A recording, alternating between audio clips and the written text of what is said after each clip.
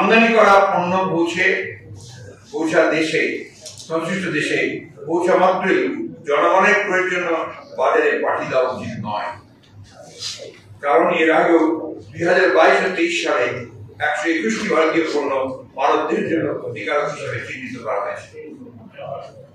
ইতিমধ্যেই অনেকেই জানেন কিংবা দেখেছেন যে গত 23 এপ্রিল ব্রিটিশ বার্তা সংস্থা রয়টার্সের এক রিপোর্টে বলা হয়েছে হংকং সিঙ্গাপুর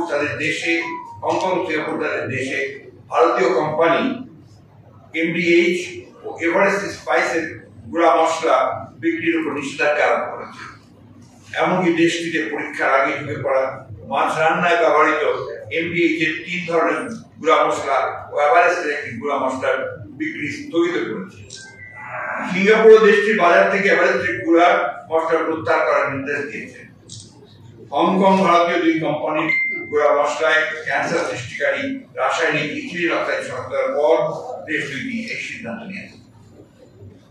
এমন পরিস্থিতিতে সবাই মনে করে জনগণের স্বাস্থ্য নিরাপত্তা নিশ্চিত করতে বাংলাদেশের উচিত দেশে আমদানি করা প্রতিটি পণ্য বাজারে ছাড়ার আগে যথাযথভাবে পরীক্ষা নিরীক্ষা পণ্যের মান যাচাই করে দেয়া।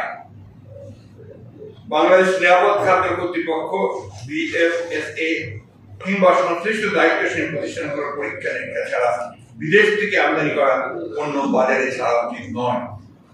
দেশের নাগরিকদের স্বাস্থ্য সুরক্ষাকে অগ্রাধিকার দিয়ে বর্তমান দাবিদার সরকার আমদানি করা খাদ্যপণ্য যথাযথভাবে পরীক্ষা নিরীক্ষা করবে কিনা এ ব্যাপারে জনগণ যথেষ্ট সন্দিহান। সুতরাং আমদানি করা পণ্য যথাযথভাবে পরীক্ষা নিরীক্ষার ব্যাপারে নিশ্চিত না হওয়া গেলে প্রতিটি নাগরিক নিজের এবং নিজেদের পরিবারের সদস্যদের স্বাস্থ্য রক্ষায় নিজ উদ্যোগেই সতর্কতা অবলম্বন করা উচিত।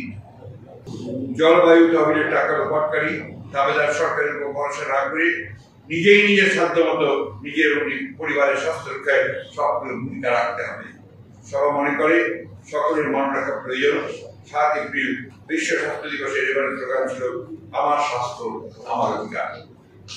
শিক্ষা, স্বাস্থ্য, সামাজিক উন্নয়ন সম্পর্কিত বিষয়গুলো সম্পর্কে আরো বেশি সতর্ক না হলে শুধু বর্তমান প্রজন্মই নয় ভবিষ্যৎ প্রজন্মকে আরো বিপর্যয়কর পরিস্থিতি মোকাবেলা করতে হবে।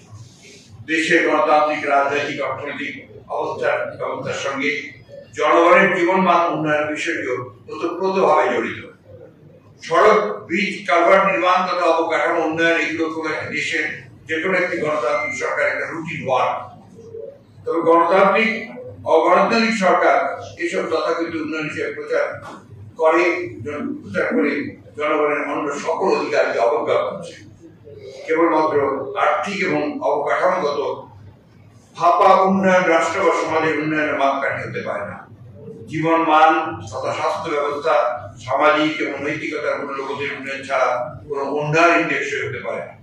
সুতরাং তথাকথিত উন্নয়নের দোহাই দিয়ে যে রাষ্ট্র ব্যবস্থায় নৈতিকতা ও মূল্যবোধকে বিসর্জন দেওয়া হয় জনগণের কাছে সেটি উন্নত রাষ্ট্র হিসেবে বিবেচিত হয় না। মনে রাখা প্রয়োজন জীবন এবং জীবিকার দ্বন্দ্বে জীবিকার কাছে যেন জীবন হেরে না যায়। যেমন একটি বৈষম্যহীন গণতান্ত্রিক রাষ্ট্র এবং সমাজ বিনির্মাণের লক্ষ্যে চলমান আন্দোলন এবং জনগণের এই আকাঙ্ক্ষা বাস্তবায়ন না পর্যন্ত বিএনপির এই আন্দোলন অব্যাহত থাকবে।